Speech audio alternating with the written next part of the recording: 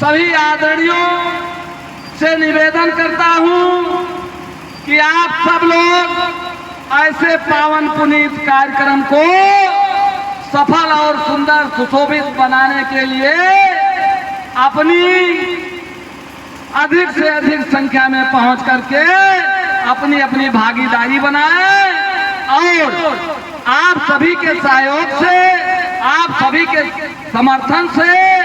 आप सभी के परिश्रम से ऐसे पावन पुनीत धार्मिक,